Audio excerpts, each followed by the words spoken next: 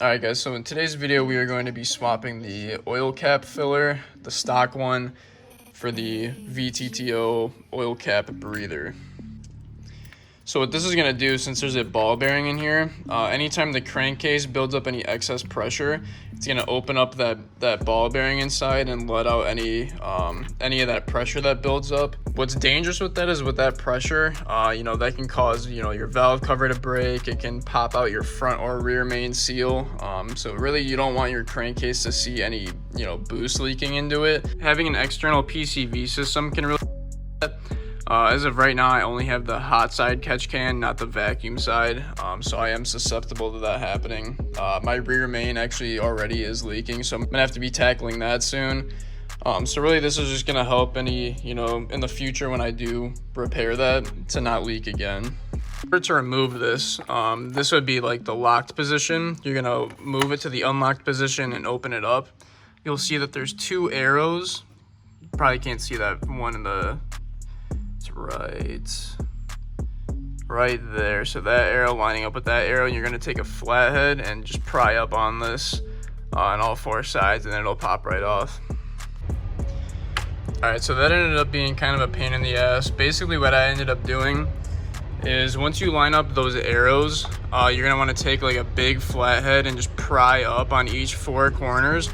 Once you'll get one side up, and then if you try to go on the opposite corner, it'll kind of like, that one will pop back into place and then that one will go up. So what you want to do is pop one up, put your finger under there, and then pry the other one up, and then the whole thing should just pop up. I also put a little paper towel in there just in case any of the plastic broke off. I didn't want any to get inside the engine, so you might want to do that too, just to be extra safe. Alright, so now you should be left with just the opening in the valve cover. I'm going to take the time to clean off this plate really well, just because you're going to be able to actually see it now. Then the installation of this is super easy. They do actually provide a new O-ring. The instructions tell you that you need to take the old one off of here, but they do send a new one now. So basically, all you're going to want to do is clean off that surface, and then screw this one in place of the cap, and then you're good to go. Alright, so you're just going to line up the two grooves on there, so just like that. Go ahead and screw it, lock it in place. And then make sure that clamp is tightened so the filter stays clamped to the fitting itself, and then you are all done. Alright, so this is just kind of an idea of what the finished product looks like. Quick little overview of the engine bay. So it does look pretty nice in here, while also being very beneficial.